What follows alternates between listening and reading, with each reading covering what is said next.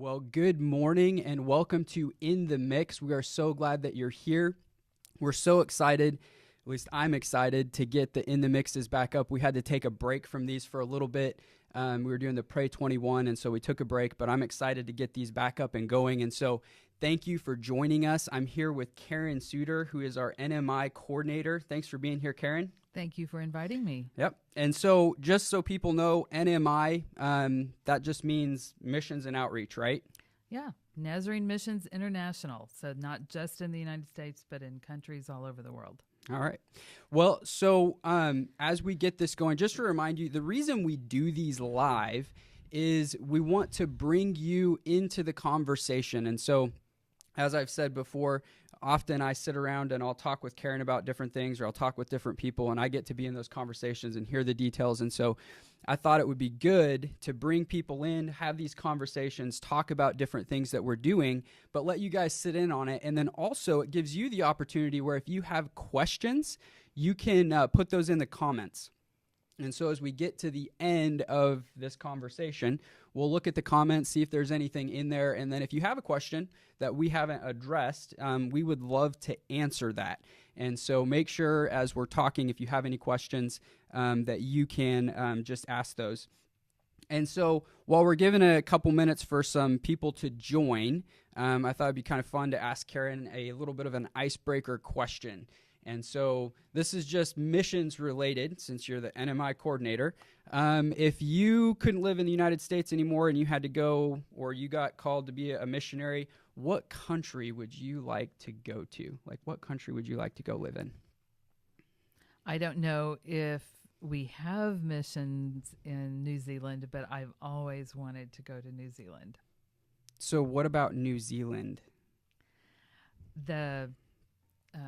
Just the land itself, and the mountains and the forests, and It's just a beautiful, beautiful country.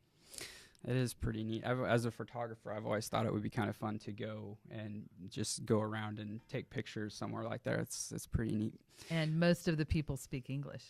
That always is a plus. Yeah. So, yeah. Okay, well, so let's get going and let's get talking about Faith Promise. And so we talk about Faith Promise and the Faith Promise pledge drive that we're in for the last couple of weeks. And can you just give a brief description of what is our Faith Promise pledge drive? Nazarene Missions International accomplishes an untold number of tasks, and they all take money. And so the Faith Promise pledge idea came about to kind of have a constant flow of money to fund the World Evangelism Fund, or WEF.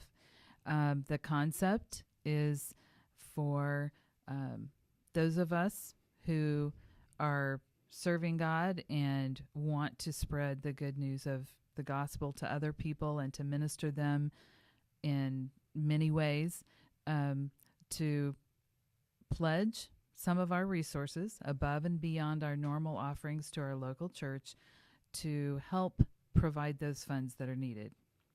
Okay. And so you said, World Evangelism Fund. Can you break that down a little bit more? What is the World Evangelism Fund? Like, what all does that do? Some of the things that it does, it pays salaries and wages for our missionaries. They don't have another job, so when they are working in ministry in other countries, they need income to take care of themselves and their families. It builds buildings, hospitals, churches, schools, housing. It provides for education for children and adults. They're involved in just normal everyday schools for children, and then also Bible schools and nursing programs and many kinds of education for adults. I think, and correct me if I'm wrong, but doesn't it also provide like retirement for It missionaries as does. well? Yeah, It does. which It pays a pension I think for that's retired missions. I think that's a big missionaries. deal. I mean, you've got missionaries who have given their life to spreading the gospel around the world. They don't make a lot of money. They don't have a lot of money to save, and so I know not all missions organizations do that. I know a Right. lot of missionaries are responsible for providing their own, retirement and everything, which is hard when you don't get a lot of money. And so I think that's neat that not only do they provide that, but they also give that net of saying, "Hey, thank you for what you've done. We're going to help take care of you now that it's time for you to retire." So I think that's pretty cool. And I've shared this before with I think a couple years ago. We talked with my parents, and I think many people know that my parents are missionaries. They're currently missionaries in South Sudan, but ever since I was 3, we've been on the mission field, traveling around, and we spent most of my life in Africa. And it was neat to see, because we talk about, one of the aspects of the World Evangelism Fund is it builds buildings and schools and that kind of stuff. And now, while I didn't grow up in the Nazarene denomination, I was still, and my family was still affected by that. It impacted us because when we would go and travel around different countries, hotels weren't very nice. It made it kind of difficult. You'd find other missionaries to stay with. But often in some of the bigger cities and stuff like that, you would find missions like houses, and they were open to missionaries.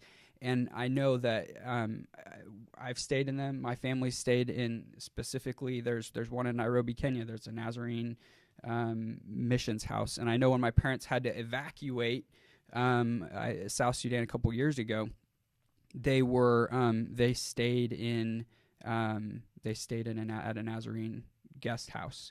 And so that's a huge blessing. I mean, that's a small part. The big part is actually spreading the gospel and missionaries. But there's little things like that. And so I was directly impacted by that money, even though I wasn't a Nazarene. And there's lots of missionaries that are. Okay, so we're talking about Faith Promise.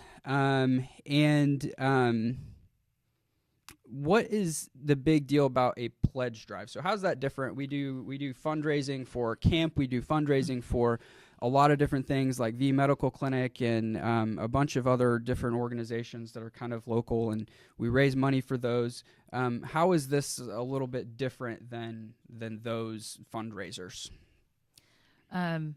As Steve said, our church is so generous, and Absolutely. we see the people in our congregation respond over and over again to many, many needs that are within our church, within our community, and even within the area surrounding us.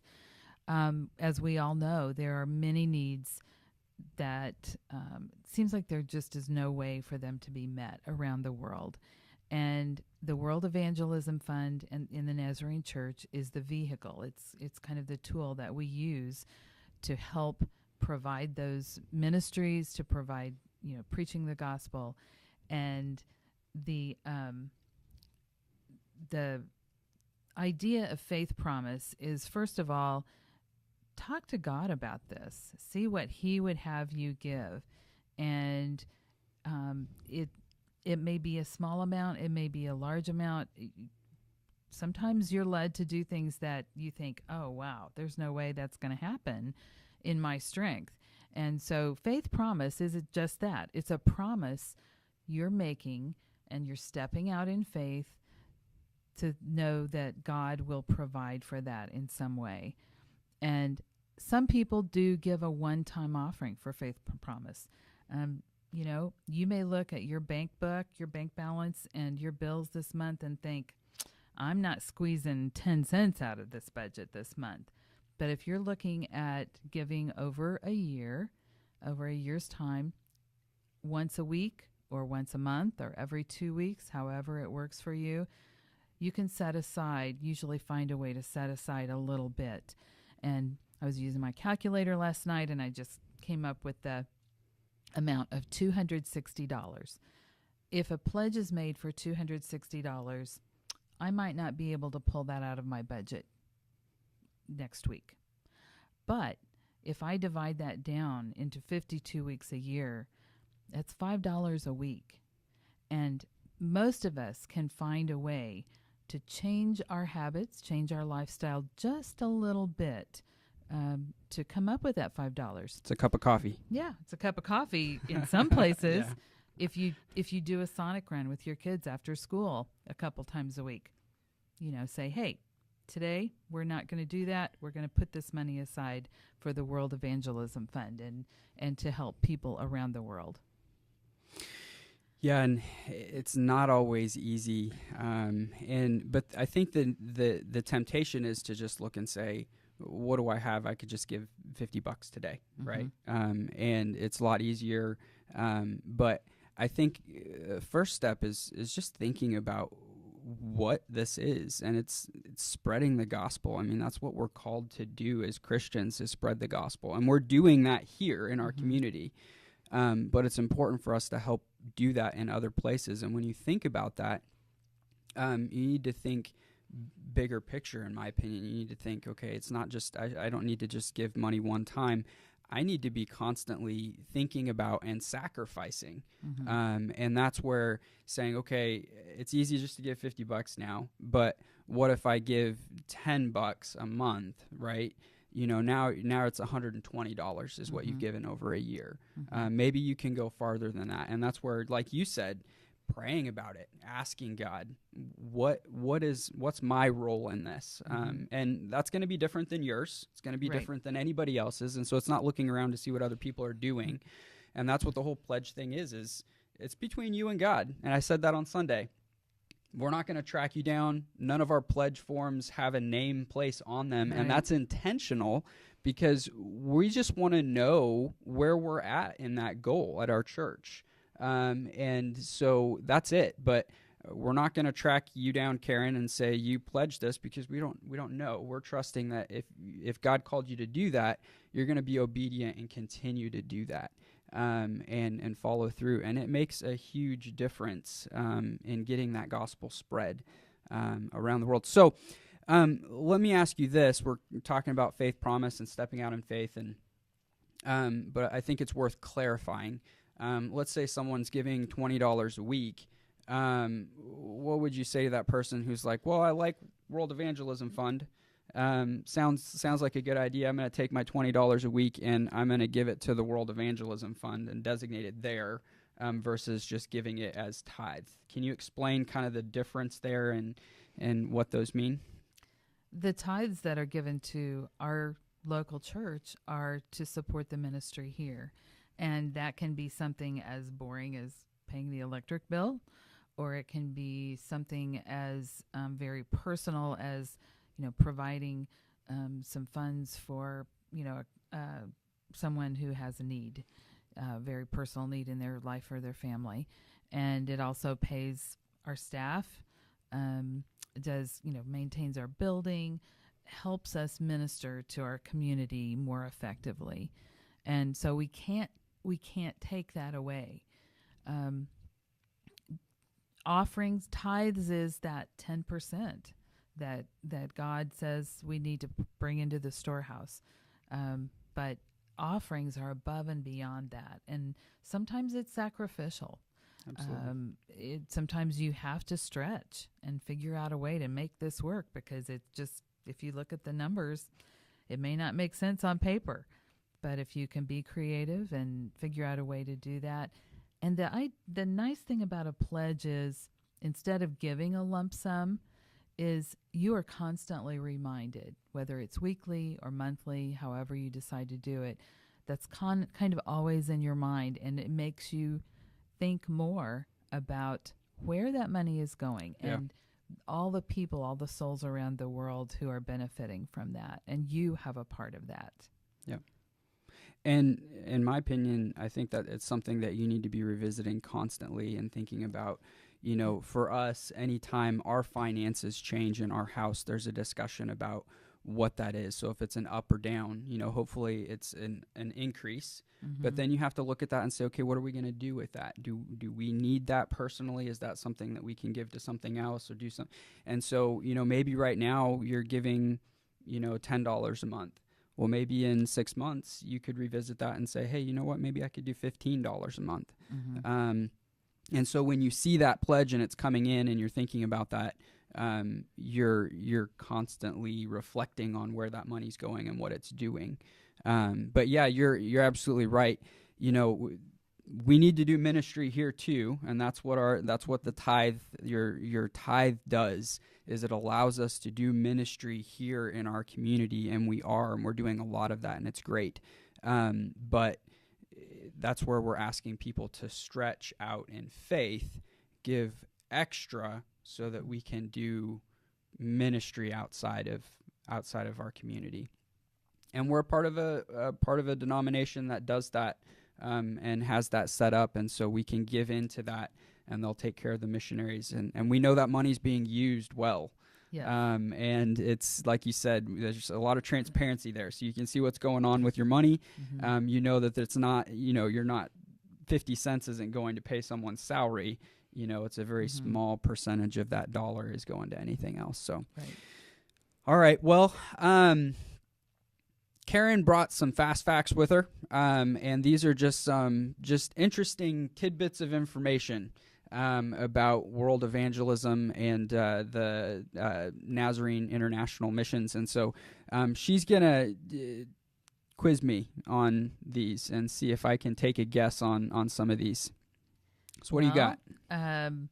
How many world areas do you think the Nazarene Church ministers in? World areas. Is this countries? Pretty much. Okay. Oh man, I'm gonna say, and I have not seen these. I don't know the answer, so I'm just gonna guess. I'm gonna say 120.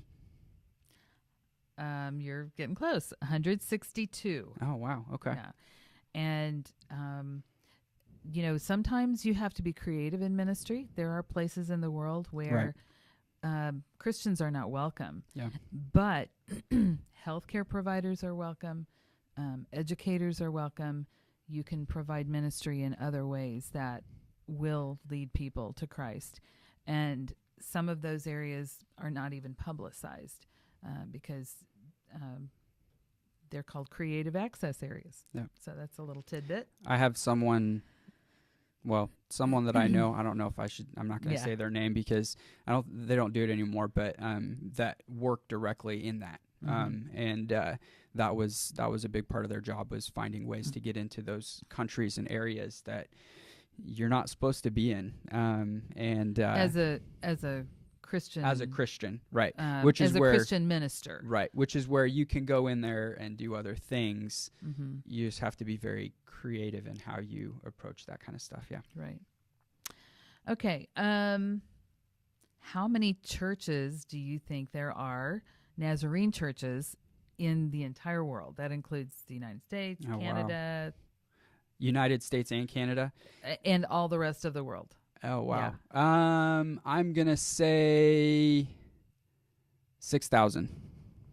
30,000. Oh, man, I wasn't 574. I wasn't even close. Wow. Okay. And those are churches of all sizes. Sometimes they may meet in a house. Yeah. They may not have a designated church building. Yeah. And that's what when we first started in Zaire, and that's, my parents were missionaries that were church planting missionaries. That was their goal, was to go find someone, teach them, someone who, wanted to be a pastor. And often I remember we would travel around and we would visit houses, and then eventually that would turn into a building, and then it would turn into a bigger building, and it's a progression. But yeah, a lot of those just start as someone's hut somewhere or under a tree somewhere in the village or something like that. So, yep. Okay, kind of going along with that, how many members do you think there are in those Nazarene churches? Oh, man. 30,574. Well, okay, so I'm going to go, I keep going way under, so I'm going to go high. I'm going to say, I don't know, 1.2 million. 2.47 million. Man. Okay. And that's a 1.24% increase over the last couple of years. So it's growing. Yeah. Well, good. And when you think about that, though, when you think about how many billions of people, now this is just the Nazarene denomination, so obviously there's a lot of other Christian denominations out there, but still, I mean, that sounds like a lot until you put it in the perspective of billions of people on the planet. There's a lot more a lot more people we could be reaching. Absolutely. One of the things that, as a parent, and as someone who has spent a lot of years of my life in education, education and schooling is really a big priority in my mind. And Nazarene churches around the world have preschools, primary, secondary schools, and how many do you think those? How many of those schools do you think there might be? Oh, around the world? Is this including the United States? Yeah. Okay, I don't know. Let's say 15,000. Yeah, you're a little high there. Oh, okay. 1,300. And Okay. that's preschool, primary, and secondary schools. Okay. So kind of what we would think of as K through 12. Okay. And a guess on the number of students enrolled in those schools? The 1,300? 10,000. 147,000. Oh, man, I can't even come close to this. Yeah. It's jumping all around. Yeah, it is. Well, that's cool. You have any more? Or? Oh, There's lots more. of them. They can. Those are out on the Nazarene. They are. We could actually probably put those out on on the website too. I could add that out there. Those are kind of interesting though to read those and they see really are. where people are. How that's being reached, and those numbers are kind of eye opening when you think about it. Well, cool. Well, thanks for joining me, Karen. Do you have any kind of closing thoughts before we start to wrap things up? I would say if this is something that's brand new to you and you're thinking, what is this? I've never heard of this before. Think about what we've said. Go to the Nazarene Missions International website. You can just Google Nazarene Missions International and take a look at what's going on and pray seriously about what God would have you to do in this situation. This impacts so many people that we will never see in our lives. And we are so generous and we're so committed to ministering in our community. And we want that to be, the world to be our community as well. You said there's a lot that you won't see, and I remember now that social media is taking off, it's taking off around the world, and you'll find internet cafes and towns and all over the place in Africa and stuff like that, and so more and more people are getting on there. But I remember my parents telling me a story the other day of people that were starting to contact them when they would be on a missions trip somewhere, somewhere for the first time, where they had gone to visit or do a survey trip, and they had handed out tracts and stuff like that. And they got contacted by a guy who was now a pastor. And they met with him one time. They gave him a tract. They shared the gospel story with him. And now he's a pastor of a church. And so everybody who supported my parents was a part of that, reaching that person might not have ever gotten reached. And so it's just really neat to think about that. So hopefully, like Karen said, you're praying about this. This is definitely, faith promise is a God thing. And so you need to be praying about it, asking God what he's calling you to give, and then being obedient, knowing that he's going to provide. So be praying about that. We've got this Sunday, so you can think about it, pray about it some more. We're going to be handing out Faith Promise pledge cards again this week, and love for you to fill one out and drop it. You can drop it in an offering box, but you can also go out to the website. There's a Faith Promise page under our resources little button up at the top, and so you can click on that, go to the Faith Promise page, and there's a button on there that'll take you to a form online. So you don't have to wait until Sunday, or if you forget on Sunday, you can just go out to the website. It's the same thing, takes the same information, sends it to the same people, and then we'll track that. So you can fill that out online as well. And then if you have any questions, you can ask any of us. You can find Karen and contact her. or just ask the church, and we'd love to answer those questions for you. And so thanks for joining us today. Thank you, Karen, for coming and talking about this. Hopefully we answered some questions. And all of these videos, we post them out on YouTube. That'll be out on the Faith Promise page later for people to watch if they want information on that. So you can always find these later. It doesn't look like we have any questions on Facebook.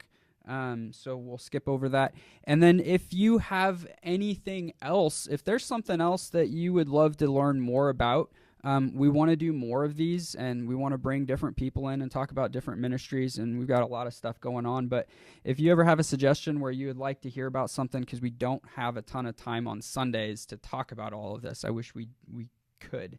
But we just don't. So feel free to let me know, and I can add that to my list of in the mixes that we can do. So I hope you guys have a good rest of your day. We look forward to seeing you on Sunday.